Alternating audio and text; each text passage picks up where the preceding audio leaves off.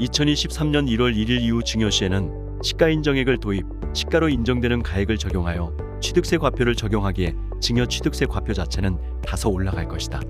다만 주택 증여를 고려하고 있다면 주택 가격이 하향 추세이므로 이에 대한 시가 인정액이 적용되더라도 기존의 시가표준액과 비슷하거나 오히려 내려가는 경우도 있을 것이다. 여기에 정부가 지난 12월 21일 발표한 대로 조정지역의 공시가격 3억 원 이상 주택도 증여 취득세를 12%에서 6%로 내리기로 하였기에 취득세 부담은 더 줄어들 것이다.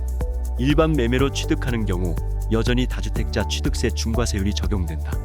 하지만 세대기준 주택까지는 지역 불문 취득세 중과가 폐지가 되고 3주택 이상이라도 기존 취득세율에서 50% 인하될 전망이다.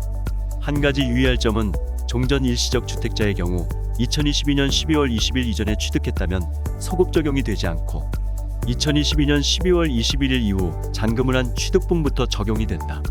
당초 예정되어 있던 양도세 중과 한시 유예는 1년 더 연장하여 2024년 5월까지 중과가 적용되지 않는다. 다주택자이고 조정 대상 지역에 소재한 주택이라도 해당 기간에 매각을 하면 2년 이상 보유 시 일반 세율이 적용된다. 현재 2년 미만 단기 보유 시 최대 70%인 양도세율은 45%로 낮추고 해당 기간 역시 1년 미만으로 낮춘다. 다만 2024년 이후 양도분부터 적용될 가능성이 높으니 이 점을 유의토록 한다. 그리고 아파트 임대주택 등록이 허용되고 기존에 있던 혜택도 다시 부활할 전망이다.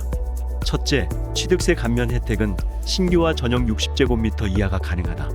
둘째, 재산세는 2호 이상 등록, 전용 85제곱미터 이하가 가능하다. 셋째, 종부세 합산 배제는 공적 의무사항을 잘 준수해야 한다. 넷째, 양도세 중과 배제는 종부세와 같으나 실효성은 줄어들 것이다. 그리고 다주택자 대출 규제 완화로 LTV 30%까지는 대출이 허용된다. 하지만 DSR 적용은 여전하니 활용 가능 여부부터 확인하는 것이 필요하다. 무주택자 혹은 1주택자는 대출 여력이 되는 한도에서 본인에게 맞는 물건을 찾아야 한다. 일시적 2주택자는 소급 적용이 되지 않으니 혜택이 가능한 기한 내 처분을 하거나 훗날을 도모해야 한다. 3주택 이상은 증여를 하거나 임대주택으로 등록하라는 정부의 시그널에 맞춰 포트폴리오 재편, 보유세 부담 등 각자 상황과 목표 전략에 따라 달라진다.